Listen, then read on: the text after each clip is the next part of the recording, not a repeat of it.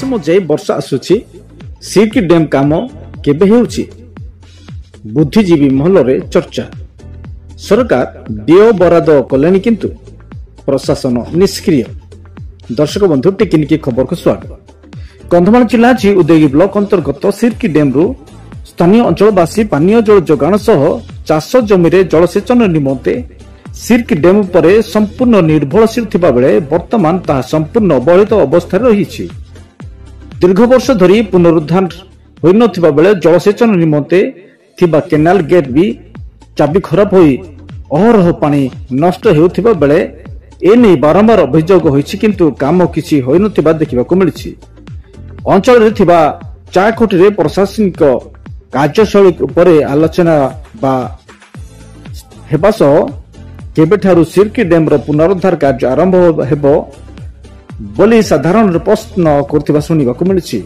एने गणमाध्यम खबर कागज मानकरे खबर प्रसारण एबा सह अंचलवासी प्रशासनिक अधिकारी को लिखित दाबी पर अंचलवासी जल समस्या प्रति स्वतंत्र दृष्टि दे सिरकी डैम जल संरक्षण क्षमता वृद्धि सह पुनरुद्धार काम सरकार 6,11,38,000 टंका एवं केनाल जोगे चाष जमी को जलसेचन निमंते थिबा गेट रो मरामती निमंते 4,14,000 टंका अनुमोदन करिसेंती एवं एप्रिल मासरे सिरकी डैम रो टेंडर हुई यथाशीघ्र कार्य आरंभ करने निमंते पत्र माध्यम कंधमाल क्षुद्र जलसेचन विभाग अध्यक्ष गत मार्च मास 11 तारिख दिन अवगत करथिले किंतु दुख और परितापर विषय आज पर्यंत कौन कार्य आरंभ होई नै।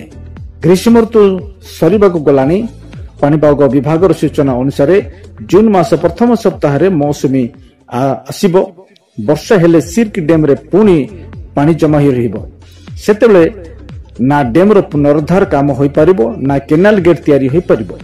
वर्षा पानी जमा हेबो किंतु अଯଥାରେ नष्ट हेबो जाफल पानीय जल जोगाण सह चाष जमी को जलसेचन रे असुविधा देखा देबो बोली बुद्धिजीवी महल रे आलोचना होछि।